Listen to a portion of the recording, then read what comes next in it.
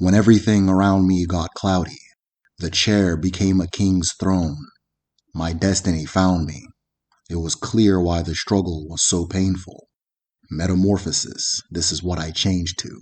And God, I'm so thankful. This is Derek O'Father-in-law with TheMedicineShell, and today I'm going to discuss the Chi in Igbo Cosmology, what the Chi is, the relationship between the Chi and the individual, and lastly, how to connect with and access your Chi in your personal life. Through these topics, we'll gain a better understanding of our ancestral grasp on the concept of God, self, destiny, and what it means to us on a personal level today. For its simplicity, the Chi is one of the most difficult concepts to explain in full, as it has few equivalents outside of Igbo culture. What adds to the challenge is the fact that the Chi is an intensely personal entity, each person having their own unique relationship and understanding of their own, and therefore leaving little room for a unified understanding. In the process of making this video, I was trying to form an analogy which ended up being an open-ended question. I'll give my answer to the question at the end of the video, but I wanted to ask you this. If an artist is drawing a model, what is the Chi of the picture that is produced? Is it the artist, the idea to draw the picture, or the model? No answer is wrong, but if you have one, comment below. I'd be interested in seeing everybody's perspective on the topic. With that being said, let us begin. The Chi is often referred to as one's internal divinity, but there's more to the concept than face value. Everything, living and non-living, is made up of four essences: Chi, Eke, Agon, and Mo, and all four are intrinsically divine. All four present an individual with different aspects of self and rule over or influence specific features of an individual's personhood, destiny, and manifestation as an individual. Your Chi is the essence that gives you life and causality. Beyond being the giver and taker of life, the Chi is your why. It is the reason you exist. And like the Chi of the people, places, and things around you, it is the spark of sentience that conceived your existence for reasons embedded within that spark itself. And because of this, the Chi determines an individual's destiny and the events of an individual's life. All of the details that make your existence a unique phenomenon and the backdrop of creation are the creative work of your Chi. And all things have a Chi, and the collective sum of all Chi, which are all interconnected, is known as Chuku or Chuku Okike, the Chi of creation. On a universal scale, existence unravels in phases. In the phase of existence before the universe that we're currently in, all things were one, and this singularity was known as Alma or Atu. When the universe was Alma, all things were a single entity, and this phase ended when the Chi of Alma separated itself from the Eke of Alma, beginning the phase of existence we're in today, where all things appear in two, with a Chi and an Eke, and bringing existence from singularity into the phase of duality. So while Chi or Chuku is referred to as God, it is important to note that Chuku, God the Father, is God, as well as Eke, God the Mother, in Igbo Cosmology. And divinity is not an individual that rules us, but the parents which created us. Hence, God in this context is referred to as Chineke. In the relationship between Chi and Eke, the Chi is the initiating and animating force, meaning the Chi is the beginning, the cause, the idea, the spark, or the intent, whereas Eke is the reality, the effect, the manifestation, and the existence. And in this way, Chi and Eke are the process or formula that creates and governs the universe. Two stones that must be struck together for a spark to be created. As existence is split in two, everything within the space of Chi is in the space of inexistence, while everything within existence is the space of Eke. We as beings exist as a part of Eke, the universe itself, but it is the Chi that animates us, gives us life, and sparks our creation. The relationship an individual has with their Chi is highly personalized and best understood, experienced, and uncovered by the individual themselves. This is expressed in the proverb, Chika dibia. The Chi is greater than the dibia. What you seek a master of wisdom to understand, the Chi already knows, or that the Chi is the highest source of knowledge and healing that an individual can seek. And at the end of this video, I'll present 10 ways an individual can listen to and communicate with their Chi. As the source of the idea that created you, you and your Chi work together to author your story in the world. While you're free to make your decisions, your Chi determines their outcome. And most importantly, it is your Chi that knows what will happen on the pages of your story that have not yet been written. It is important to remember that the Chi is not only the bringer of good things, but also the authorizer of the bad. And acceptance of the totality of the Creator comes in acceptance of both as equal parts of creation and equally valid parts of your life story. Both good fortune and the beneficial aspects of life are attributed to the Chi in the same way that misfortune, struggle, and strife can be attributed as well, which is affirmed in the proverb, when people gather to plan evil against you, if your Chi is not present, the plan will not work. and therefore nothing happens to you without the authorization of your chi. The chi is also the part of you that determines when you will die, if you die at a socially accepted time and under socially accepted circumstances. Onwu chi, or death by the will of the chi, is seen as a blessing, as it usually means the individual has died after having children and living a long, fulfilled life. Death before an individual has children is also seen as unnatural, as is suicide and death by certain ailments attributed to the wrath of certain spirits, such as diseases with extreme inflammation. Onwu chi not only implies that an individual's chi took care of them, but that their spirit is one that the family wishes to celebrate in order to invite it to return through reincarnation. A celebrated death in turn makes an individual eligible to become an ancestor. And if an individual has a bad chi, which is shown through them bringing harm, discord, or disorder, as well as shame to the family, an individual is buried face down in their grave, or not buried at all, to prevent them from becoming an ancestor and ultimately preventing them from repeating the circumstances their chi brought onto the world in a future lifetime. When speaking to your chi, favor is courted through negotiation. If you want something good for yourself based on your perception, explaining to your chi why it is deserved and important is more common than begging the chi to have it happen. For this reason, prayer in Odinala features an individual sitting upright, then professing the cleanliness of their hands, mouth, heart, face, and mind of any wrongdoing, foul speech, and evil intention before favors are asked. One can also see this concept represented physically by the use of nzu powder on the face and body to communicate the same idea. Despite the chi's role in an individual's creation, the relationship of the chi and the individual is that of a partner, and this also shapes the nature of prayers. Individuals speak to their chi with their eyes open, sitting upright, the way you would speak to another individual. Individuals also go to their chi before beginning an endeavor, to let their chi know why success, protection, presence, and support are important. If your will matches that of your chi, devotionals or praise are due. Individuals after success will return to their altar and give thanks, either in the form of prayer, song, or sacrifice. Likewise, when a chi is failing to create the life an individual desires, an individual returns to the chi to see why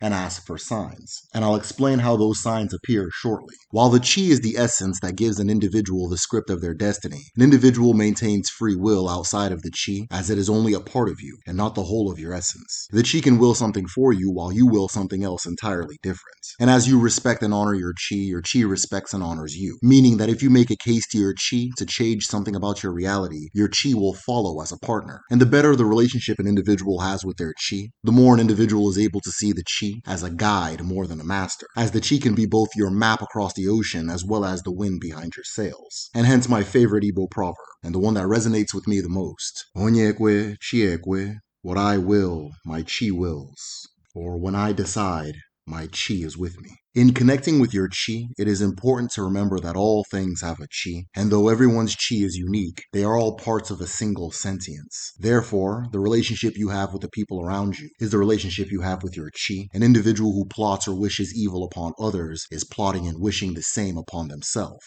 What you do to others is what you have done to your chi. When one gives to another, it is his own chi that receives the offering, and the fruit of your chi's labor often reflects what you do to it as a result of what you do to others. Individuals venerate and communicate with their chi on a daily basis by building an altar to it. Obi chi is a sacred space dedicated to connecting and communicating with your chi, or looking within and existing within your internal universe. The obi chi, or the chi altar, will hold various sacred objects an individual acquires through life, as well as mementos to ancestors, universal elements such as fire, water, wind, and earth, heritage, and aspirations. The chi altar will also hold various sacred objects an individual acquires through life, through various rites of passage and initiations. For example, when a woman marries or becomes a part of her husband's community, she brings an omu, or a palm branch from her ancestral community, and places it on her chi altar to venerate her ancestors, heritage, and procreative ability. A man, on the other hand, will place his Ikenga,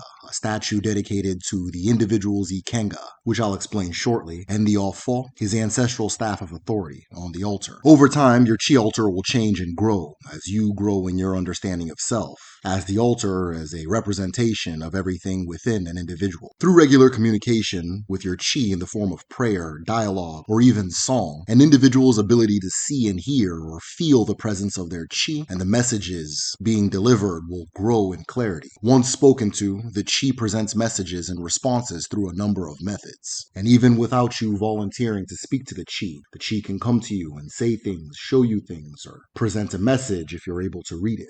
For this video, I've identified 10 ways the chi tells an individual they're on the right or wrong path. These are the 10 things to look out for in order to understand what your chi has destined for you. Number 1 is Almumu. Almumu is an individual's procreative, manifesting, and regenerative energy. One's ability to bring life into the world either in the form of birthing a human being or manifesting a concept or desire into reality. For example, a plant exposed to the sun and given the right nutrients will grow and reproduce. When you see a plant sprout fruit, release spores, or bud, you are witnessing the manifestation of the plant's Almumu. And therefore, when the proper spiritual conditions are aligned, an individual will execute the full course of their regenerative or procreative ability and see their destiny to its end, as well as their intentions and purpose. This can be seen on a large scale, such as achieving career or community goals, or in simple, mundane inabilities like a difficulty rising from bed, despite wanting or needing to. A reduced or weakened Omomo is a sign of non-alignment with your chi, and is usually a call for an individual to stop and rethink or realign the direction they're heading in life, or to re-examine various aspects of self. The Omomo is also linked to creativity, as a healthy Omomo is linked to the fruition of creative ideas. Most importantly, an individual is able to procreate when they're on the path of their chi. Challenges with fertility, and perhaps even arousal, are often suspected to be caused by non-alignment with an individual's chi. There's also a connection between the Omomo and the ability to heal, recover, and regenerate with medicine, or naturally. Number 2 is dreams. The dream world serves as a neutral space for spirits, individuals, and ancestors, and a common place for response and communication with the chi. Once questions are asked of the chi, answers can appear in your dreams. Your chi will speak to you in dreams, even without being consulted. And for this reason, dream interpreting was a common profession or calling in the past that still survives to the present in Igbo land. When in the dream state, an individual has access to Agun, their inner divine mind. Agun is the part of you that knows all things and reincarnates over generations. By accessing Agun, individuals are able to think beyond the constraints of time and space and momentarily share the mind of their chi. Number 3 is abilities. The path your chi has laid for you is paved in your abilities. What an individual is gifted with naturally, or when an individual is inclined towards a particular area or endeavor, traits. This is a sign of the direction their chi wishes for them to go. Areas of interest are also messages as to what an individual is supposed to preoccupy their time with in accordance to their chi. There are activities that you will do that will increase your energy and focus while you do them regardless of the nature of the activity. Something that takes very little energy or movement or thought may leave you feeling depleted, while something that is tasking and rigorous in theory will recharge you. This dynamic is your chi letting you know something about yourself and the path that is paved for you. And when following these interests, they often bring out or create talents. The 4th is resonance. In Igbo Cosmology, we understand the chi by understanding the sun. The sun is often used as a placeholder for Chukwu and ancestral thoughts, as Chukwu is said to be beyond our realm. For example, we say Chiejile, meaning it's getting dark, but literally translating to chi is leaving. Chiefuna, or daybreak, literally translating to chi has emerged. That being said, the presence of the sun is felt as warmth, and the presence of the chi is felt as resonance. Things that resonate with us. Feelings of bliss, love, belonging, warmth between individuals or between an individual and a place or activity or thing show the presence of your chi. The concept of following your bliss therefore correlates with the idea of following with your chi, because those people, places, and things that give us that feeling give us the feeling for a reason. Your chi lets you know you're on the right path through the feeling of warmth and resonance, as well as what we call the first instinct. Likewise, the further an individual is from their chi, the less present these gifts are. You will resonate with less or nothing at all. Health is connected to the chi in Igbo Cosmology. Good health is seen as the work of a good chi, while poor health the opposite. Though today we understand medicine and the body well enough to know that this is not completely the case. That being said, feelings connected to distance from the chi can reduce an individual's immune function. Traditionally, if an individual is sick often or has a chronic ailment, a dibia is able to provide medicine that would replace the individual's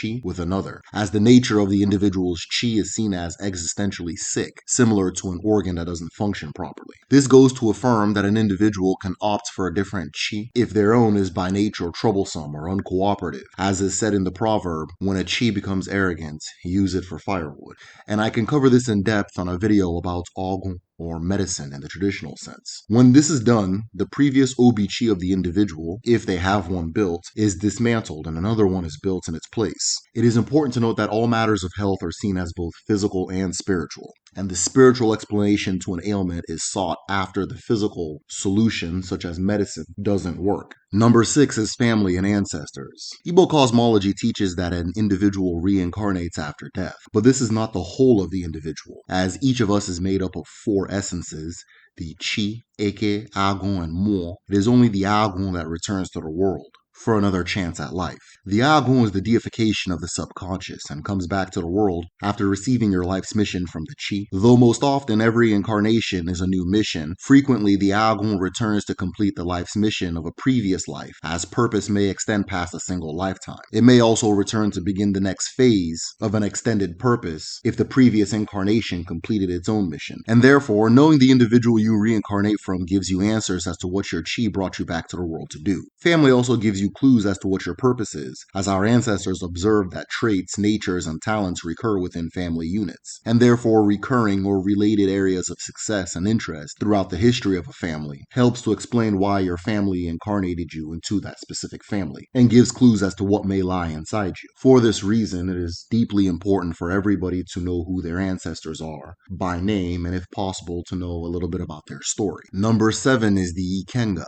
The Ikenga is an individual's strength of movement.